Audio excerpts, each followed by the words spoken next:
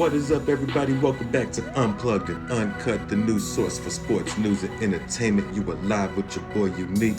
Today I'm gonna break down a trade proposal between the New York Knicks and the San Antonio Spurs. First, I'll give you the players involved, and then we'll look at why each team might say yes to this type of trade going forward. So let's get right into the players. In this trade, we have the San Antonio Spurs receiving Cam Reddish and the New York Knicks receiving Keanu Bates-Diop, also known as KBD.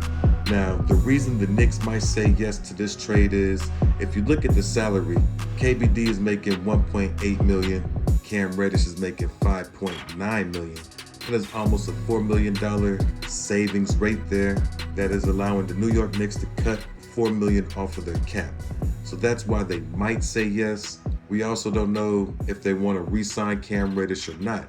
If they don't want to re-sign Cam Reddish, this allows them to move off of Cam Reddish. I'm not sure if there'll have to be a draft pick involved, a second round pick or something like that coming from the Spurs. I don't know. This could be a straight up trade, allowing the New York Knicks, in my opinion, to save $4 million off their books. But I could see some New York Knicks fans saying, throw in a second round pick and you got a deal.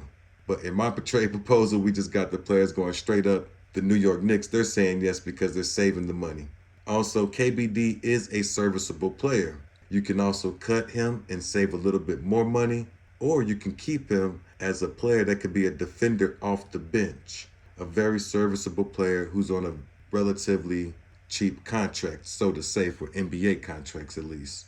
Now, the reason the Spurs might say yes is because they get a chance to look at Cam Reddish, a former lottery player, to see if they can help him reach his potential. Also to see if he fits with the current and future roster, as he's still a very young player and was also a lottery talent. He plays small forward, and his only real competition at small forward at the backup position would be maybe Joe Wieskamp if he's still around.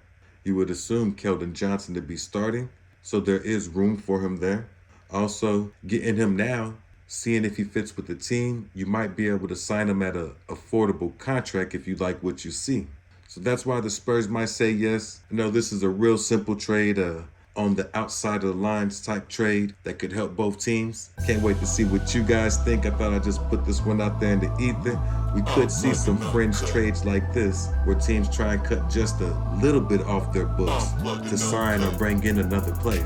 Maybe they're looking to get a few million off their books to bring in another player, and they're using some young players like Cam Reddish to throw at the Spurs or the Indiana Pacers, these teams that actually have cap space available.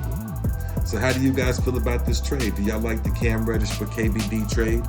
Do you think one of the teams needs to add a draft asset? And if you do, which team has to add that draft asset? That's what I want to know. Which team do you think needs to add a draft asset? Or do you think this trade is okay as is, straight up? A fair trade, not a blockbuster trade, but a fringe outside type trade that could help both teams. That's all we got for this trade proposal between the New York Knicks and the San Antonio Spurs. I can't wait to hear what everybody has to say in the comment section. So I'm gonna head to the microwave and get my popcorn ready. But your boy is out. Peace.